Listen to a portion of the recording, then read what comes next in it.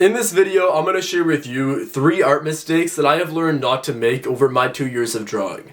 Now, the first one being just using a reference but blindly copying it. There's 2 ways to use a reference. One way is to just kind of blindly copy the reference and not understand what's going on.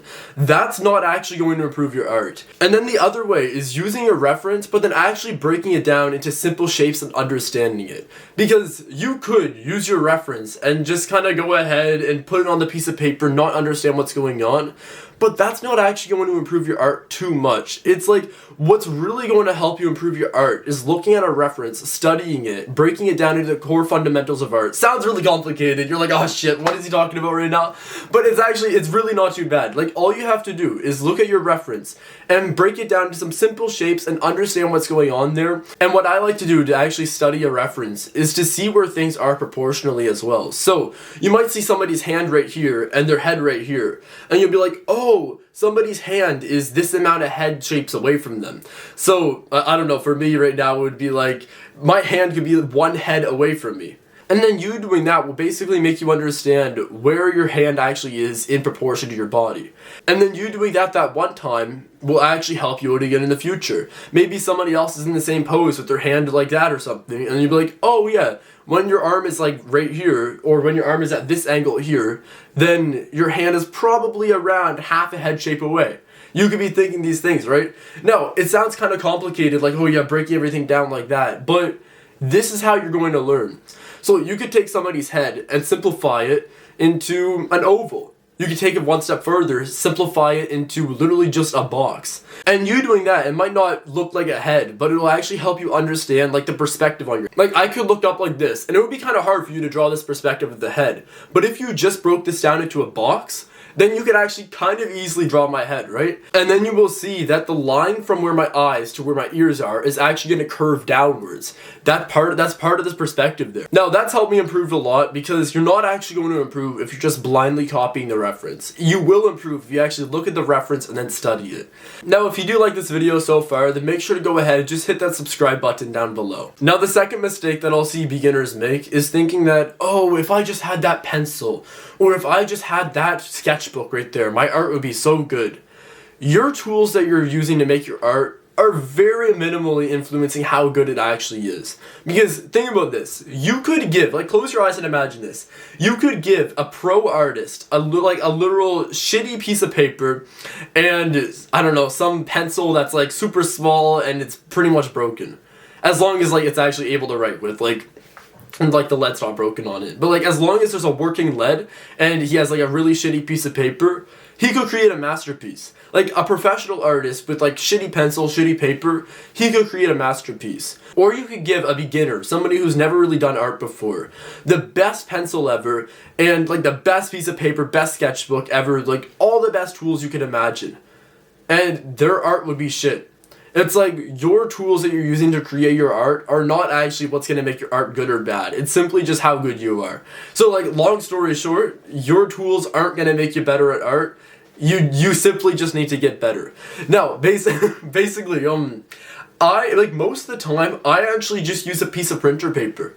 Like, I don't know why, I just simply like the piece of printer paper. And that's not a fancy piece of paper, is it? Like, it's simply just a piece of printer paper. Think about that. Like, I actually have most of my art. I literally have this whole pile, probably like this thick of paper, of just filled with printer paper art. Yeah, I simply just use printer paper a lot, and it's not actually holding me back. I just simply like it, though.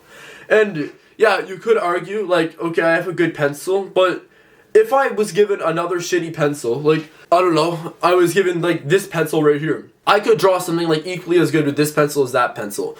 Maybe it will look slightly different, but, like, the core of how good the art is pretty much going to be equal. Sure, maybe, like, some lines might be thicker than other lines or whatever because the pencil's like that, but I could still create a good piece of art with a shitty pencil and a shitty paper. So stop focusing too much on what tools you're using, rather just really focus on getting better at art. Now, the next and final thing is, don't focus too much on the small details of an artwork. You might be first starting out on your art, and I'll actually see this quite commonly. If somebody's first starting out, they might be tempted to put a bunch of small little details on their artwork. And that's just because, like, okay, let's say this guy's making an artwork right now, and he's drawing it. It's not really that good, but then all of a sudden he's gonna want to just put details on it to make it look good. But then it's gonna end up not really looking good anyway. He's gonna like be finished the artwork and be like, oh wait, so that's not even that good. I put so much effort in that though. And first of all, not putting so many details on it is gonna save you from wasting a bunch of time on something that's not even gonna look good.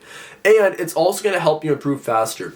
If you've ever seen like a chart of somebody improving in art, basically what's gonna happen is for the first little bit of creating the artwork, that's where most of the improvement is actually happening. So your improvement will be going up, up, up, up, up, but then you will start to get diminishing returns the farther you go along in an artwork. So don't spend too long on one artwork if you're doing it to actually get better.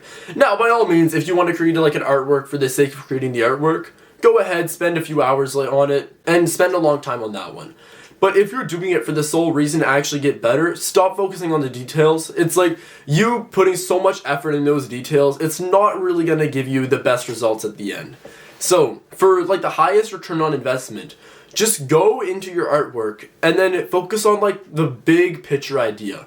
Like, do you remember how I said at the start of this video, when you're using a reference, focus on the fundamentals there? It's kind of like the same with this, where instead of focusing on like things that you shouldn't be focusing on in the artwork, creating like all those little tiny details, it's like focus more on the fundamentals of the artwork. Focus more on making sure you have the perspective right, making sure you can break things down in nice simple shapes. Like, I swear you probably heard that a lot, like breaking things down into simple shapes, but it genuinely actually works. So, even when you see a reference, don't think of it as, oh, this is a plant right here. Think of it as, oh yeah, wait, this is just a cylinder. I've seen this before, like the pot is a cylinder. And then the plant, what I like to do with the plant is, let's say I'm drawing a plant, I'll look at the plant where things are into proportions with another. And then I'll kind of just like sketch a loose line up there and then put a loose line down there. It's kind of hard for me to describe in the air right now.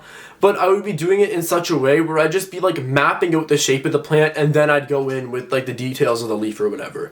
So start with the big picture, and then if you are going to add details, then don't let it consume too much time, because that's where you're going to get diminishing returns. You'll notice that a lot of my artwork, there's not actually too much details. Yeah, sure, I might have some shading here or some shaded eyes, shaded lips, but it's not actually going to be filled with an immense amount of detail. And that's simply just because I know that I will get better if I don't spend too long on one piece of art. And also, I find when I spend a long time creating like details on it, I just enjoy making the artwork less. There's something really fun about just making an artwork in like, I don't know, 20-30 minutes and being like, oh yeah, wait, that was really fun, I enjoyed that. Rather than spending hours on something to put like a bunch of fine details in.